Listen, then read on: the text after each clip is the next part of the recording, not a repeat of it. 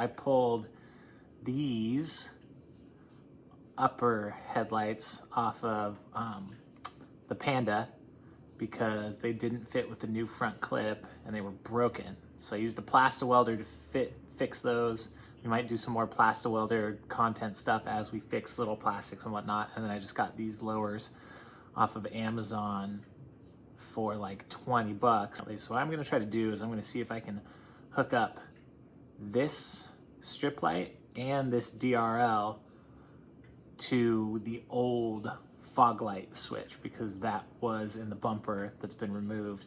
So then I'll have the option of just turning them off and turning them on whenever I want, because this light doesn't stay on when you've got the headlights on, and I'd like to be able to kind of use that as like a fog or accessory lighting thing. Got the first headlight off, and I got my power probe all hooked up just to kind of show you what that hopefully will look like when it's all done. So that's kind of what we're looking at.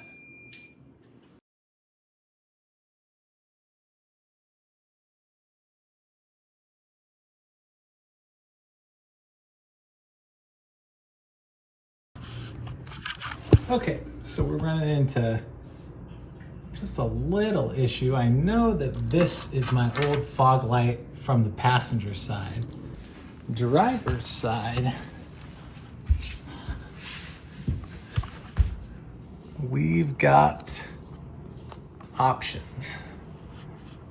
So, you know, I'm not sure what a lot of these were. I know a lot of stuff has been unplugged over the years, but I'm just gonna kind of try to check everything out. I tried to go in and turn on fog lights themselves and test, but it seems like unless they're plugged into something, they just won't turn on. Maybe it's like a way to not short circuit or something. So I'll just kind of experiment and we'll...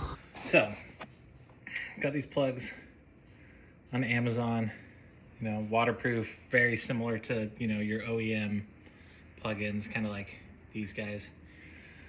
And we're gonna go hot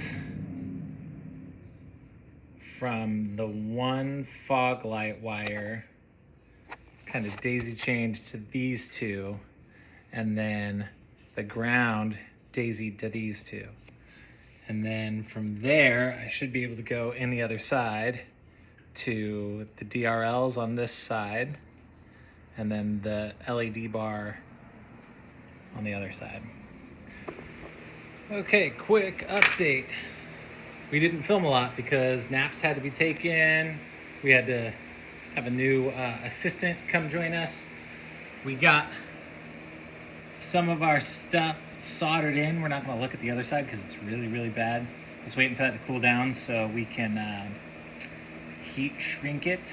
One thing to note, if you suck at soldering like I do, and it takes you forever and you heat up your wire a ton just to get a decent amount of solder on there, wait until it cools before you try to move your heat shrink up the wire into place, or else it'll shrink on the wire and then you won't be able to move it where you want it to, which is what happened on the other side. Now we're just wiring in our units over here. So that's all connected and soldered. That one will get connected and soldered, and then we'll heat shrink everything and try slapping it back in and see how it goes. That's Atlas. He's like 6 days old. He doesn't seem very impressed with what I'm doing here, so. Another update. We got a new helper. Can you say hi, Yara? Hi, Yara. All this stuff's wired in. I'm gonna run those plugs through to where they go, get everything fired up, and we'll see if it works.